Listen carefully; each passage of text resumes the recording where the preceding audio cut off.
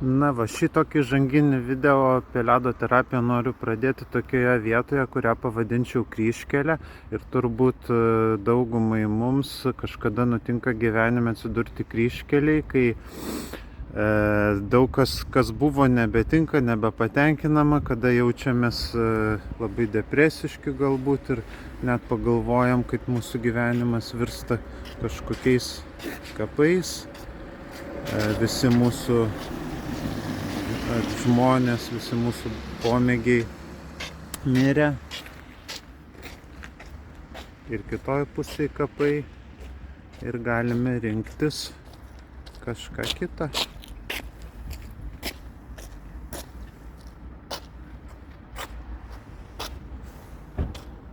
Kad ir sunkiais žingsneliais, po truputį, bet galim bandyti judėti į priekį. Tai čia bus pirmas mūsų pasisvečiavimas šiandien. Vilniaus pramogų arena. Čia jau matyti yra ir sniego. Tai čiuožti Vilniuje galima dviejose vietose ir vieną iš jų to jau aplankysime. Na, šį video gal labiau skiriu tokiems kaip aš, koks aš buvau prieš kokius 6 metus, kai apie čiuožimą apskritai nežinojau nieko. Tik pajaučiau kažkokį vidinį norą, kad galbūt tai gali man padėti, kai nepadėjo, galima sakyti, niekas kitas. Labai paprasta, ateini, čia yra toksai automatas, nusipirki bilietą, paspaudi masinis čiuožimas, tada patvirtinti ir sumoki kortele.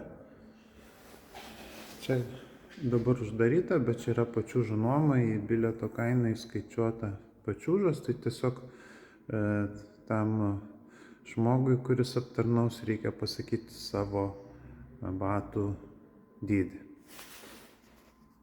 Rūbinės, galima ateiti persirinkti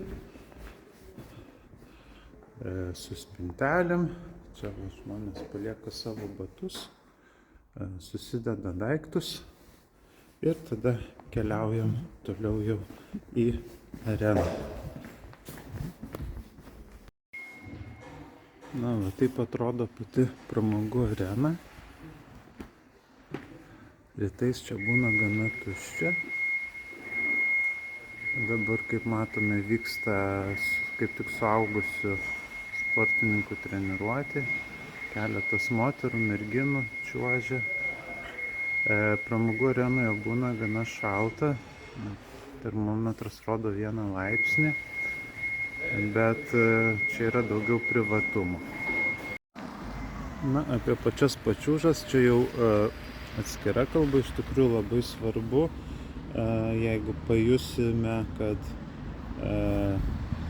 čiuožimas mums tinka ir norisi tęsti, svarbu įsigyti savas pačiūžas, nes nuomojamos pačiūžos jos labai ribotos. Čia yra parduotuvė kitoje pusėje. Aišku, galima ir čia užsisakyti, yra daug galimybių, kur galima ieškoti pačiūžų, galima internetu, bet turbūt labai svarbu, kad pačiūžos galima būtų pasimatuoti, nes gali atsisiųstos pačiūžos visiškai netikti. Šiaip kas labai svarbu čiuožiant ir ypač jeigu mes apsispręsim toliau tęsti ir dalyvauti varžybose, išdrįsti save, neišsigąsti savęs ir neišsigąsti, kaip kiti tave pamatys tokį, koks esi.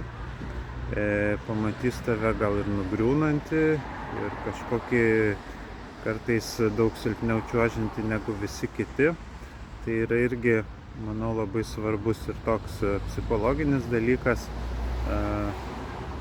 pamėgti priimti save. Iš tikrųjų, kartais būna prie tam tikrų gyvenimo situacijų, būsenų, kad kalbėjimas, žodžiai nebepadeda. Ir aš pats esu tai patyręs, kai lankiausi pas psichologą ir man būdavo net gaila ir savęs, ir jo, kad jisai stengiasi man padėti, o man visiškai nuo to negeriau. Ir būtent tada po to aš, kai atradau čiuožimą, supratau, kad man tuo metu reikėjo visiškai kažko kito. Ir galbūt ir tavo gyvenime yra toks etapas kažkokios depresinės būsenos, kai reikia gal ne analizių, ne protinių kažkokių apmąstymų, bet išdrįsti nusikelti į kažkokią pasaką, susitapatinti galbūt su kažkokiu herojumi, leisti savo pabūti vaiku ar pabūti kažkokiu gyvūnu, išjungti tuos visus protus kuriam laikui. Ir turbūt daug kas sutiks, kad čiuožimas pirmiausia asocijuojasi su kažkokiais vaikystės malonumais, su aistra gyvenimo. Tai labai svarbu, kad leistume savo pabūti kažkokiu vienu iš pasakos herojų. Ir galbūt būtent tas herojus mums padės įveikti kažkokias gyvenimo sienas ar aklavietės. Todėl svarbu susirasti kažkokį ir savo, čia mano luką, savo, kaip psichologai vadina, tranzitinius objektas, kažkokią dalį, galbūt žaisliuką, gyvūną, kuris galėtumėm įsivaizduoti bus tas naujai gimęs herojus, kuris pradės viską nuo pradžių, kuris pirmą kartą atsistos ant ledo. Ir todėl labai svarbu išjungti kažkokius aukštus protus, logikas ir tiesiog kaip mes atvestumėm visai mažą vaiką ant ledo, pagalvoti, pamatyti viską jo akimis, ko jam reikia, paklausti jo, pasikalbėti, ar tau patinka šita būtent vieta, ar tu norėtum čia pabandyti čiuožti, ar gal tau norisi visai kažkur kitur, kur mažiau formalu, kur galbūt daugiau vaikų, galbūt miesto čiuožyklai, kuri netrukus atsidarys. Bet dar pabandykime vieną vietą, tai Vilniaus Akropolis.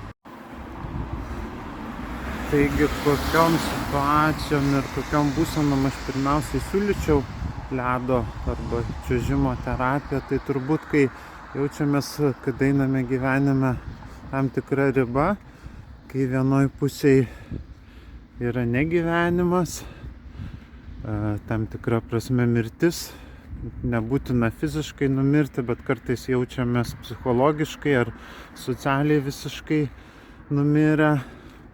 O kitoj pusėje yra kažkokie horizontai, kurių mes galbūt bijome peržengti, bijome pereiti į tą kitą pusę, nes tai mums visai nauja, nepažįstama.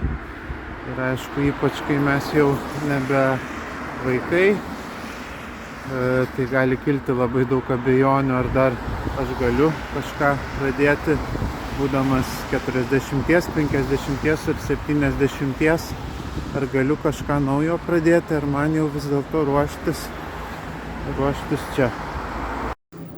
Va, kita vieta jau daug šiltesnė, Vilniaus Akropolio ledas, ir turbūt dauguma žmonių, kam iš vis yra tekę čiuožti, kažkiek tai ateina čia. Dabar tuščia, einam pasižiūrėkime, kas ten mūsų laukia. Šiaip kainų atžvilgių Akropolio ledas ir pramogų arena beveik nesiskiria. Pačiūžas ir čia įskaičiuotosi ledo nuomos kaina. Akropolio ledas galbūt turi tą privalumą, kad rytais pensininkams čiuožimas yra nemokamai. Ir taip pat, kas turi pirkti bilietus, tai galima šiek tiek sutaupyti, įsigyjant abonentą 10 kartų.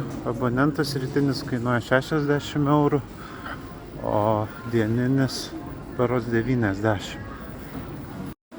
Štai taip atrodo Akropolio ledas. Čia šone galima susižiūrėti, užimtumą, kada būna laisvas laikas, bet aišku, galima tą padaryti ir internetu, kad neateiti ir tada, kai arena būna išnuomota. Tai tie mėlyni burbuliukai rodo tos laikus, kuomet arena būna išnuomota. Rytais kartais būna dabar mokyklos, ateina vaikų, tai irgi gali priduoti tam tikro smagumo čiuožiant, kad nesijausite visiškai vieni ir mažiau mokantis negu kiti.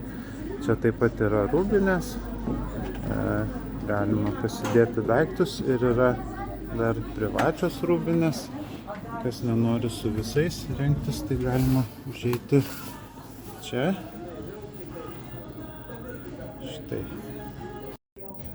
Na, kaip minėjau, labai svarbu pačiūžos, tai jeigu ateisite pirmą kartą, svarbu tiesiog jas pasakyti numerį, išsinuomoti ir pasižiūrėti, kad per daug nespaustų ir nebūtų per daug laisvos.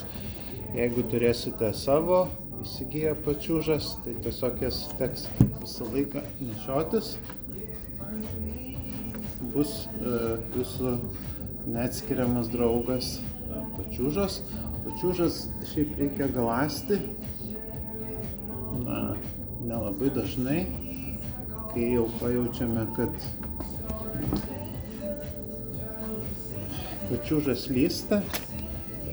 Šiaip yra dviejų tipų pačiūžas. Čia matom mano dailio čiuožimo pačiūžas. Jos turi tokius dantukus.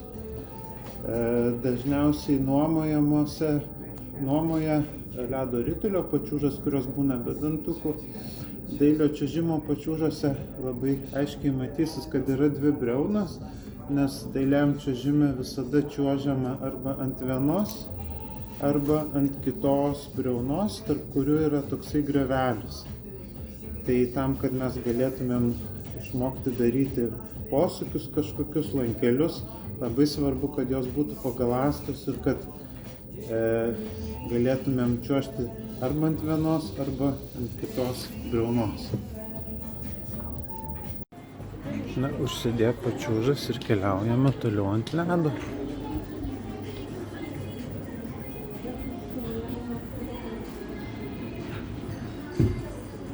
Baisiausi bus pirmieji žingsniai.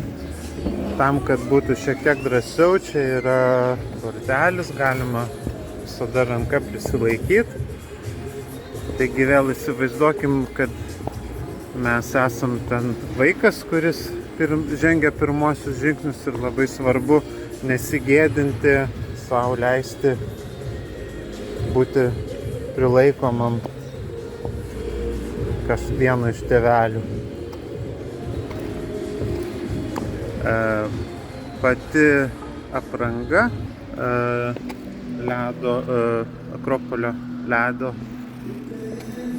gali būti šiek tiek šiltesnė. Čia būna šilčiau negu pramogų arenoje. Turbūt kokie 8 laipsniai.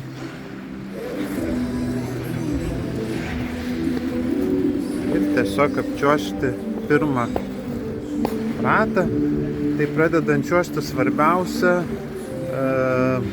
atsisakyti visokių savikritikų, tiesiog leisti savo pabūti mažam vaikui, kuris žengia pirmosius žingsnelius, nežiūrėti gal kiek į kitus, bet pačiam pabandyti patirti tą čiuožimo malonumą. Ant Akropolio ledo fone girdim skamba muzika. Aš nuo pat pradžių mėgdavau savo ausinėse klausyti savo mėgstamą muziką. Tai muzika gali būti irgi labai svarbus prieskonis prie to pirmojo čiuožimo malonumo.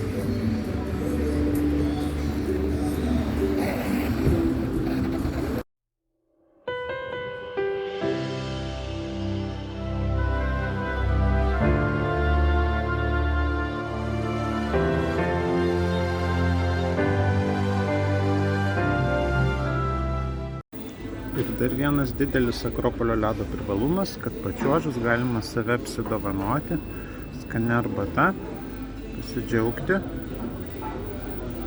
kad nedrįsai ateiti, atčiuožiai. Ir šiaip pradėti gal net geriau ne nuo, jeigu nedrąsu, ne nuo čiuožimo iš karto, tiesiog ateiti, čia yra daug kavinių, išsirinkti staliuką kur nors prie ledo ir pasižiūrėti šono. Kartais būna paprasti čiuožėjai, kartais sportininkai, tiesiog pajausti, ar aš norėčiau čia čiuožti.